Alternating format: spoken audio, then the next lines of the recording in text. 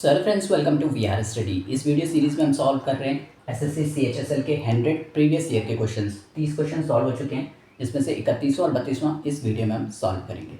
सो अगर आपने पुरानी वीडियोस नहीं देखी हैं तो उसका लिंक मैं डिस्क्रिप्शन में दे दूंगा, आप एक बार ज़रूर चेक।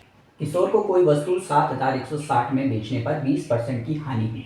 30% का लाभ प्राप्त करने के लिए उसे इस वस्तु को किस मूल्य पर बेचना चाहिए।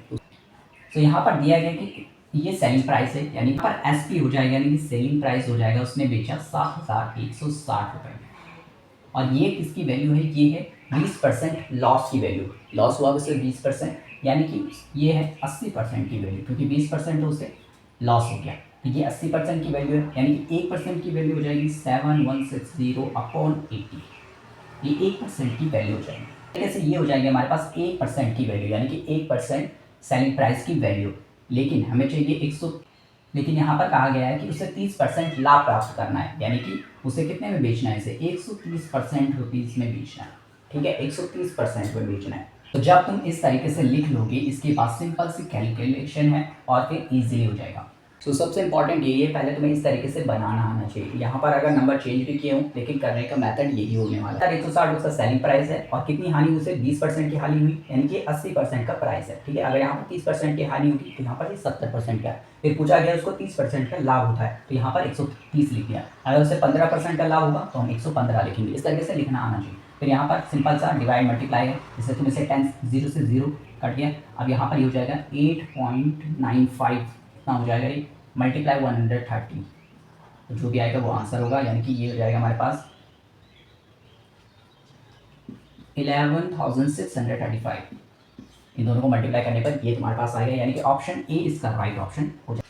सो ये 31वां क्वेश्चन हुआ कंप्लीट। आप देखते हैं नेक्स्ट क्वेश्चन। इसके बाद नेक्स्ट क्वेश्चन रेफरेंस 32वां क्वेश्चन हमारे पास, निम्न चित्र में कितने त्रिभुज हैं। तो ये रीजनिंग वाला क्वेश्चन है, और लगभग हर साल इस तरह के क्वेश्चन पूछे जाते हैं, जिसमें ट्राइंगल्स आपको गिनने की इसमें कितने ट्राइंगल हैं।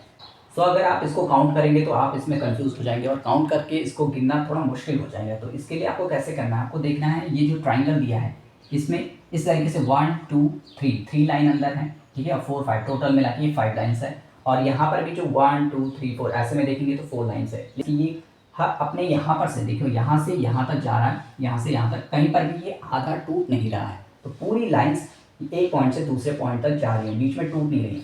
सो इस तरीके के क्वेश्चंस पे जब आपको एक ट्रायंगल दिया हो और उसके अंदर और भी ट्रायंगल बन रहे हैं, ऐसे लाइन खींचकर या इस तरीके से लाइन खींचकर ट्रायंगल बन रहे हैं, तो उसमें कैसे आपको काउंट करना है। बस उसमें आपको ये ध्यान रखना है कि ये जो लाइन है ये पूरी टच होनी चाहिए। अगर ये आधे तक होगी तब वो यूज़ नहीं होगा। तो आपको कैसे करना है, आपको ये गिनने हैं, ये 1 ये 2 ये 3 और ये 4। तो लास्ट 4 आया है, तो इसका आपको क्यू कर देना है, यानी कि 4 का क्यू करेंगे तो आ जाएगा 64।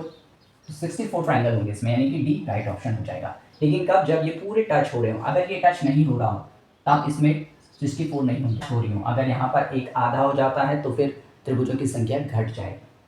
सो आगे अगर कोई भी ऐसा फिगर आपको देखने को मिले जहाँ पर एक ट्रायंगल है, अंदर लाइनें खींची गई हैं, ऐसे में हो या ऐसे में हो, लेकिन वो पूरी टच हो रही है, कहीं पर भी कोई डिस्कनेक्ट नहीं हो रहा है, तो आपको सिंपल ये सारे गिनने हैं, 1 2 3 4 नीचे के गिनने हैं आपको, और उसका क्यू कर देना। तो जो भी आंसर होगा उतने ट्रायंगल इसमें होने वाले।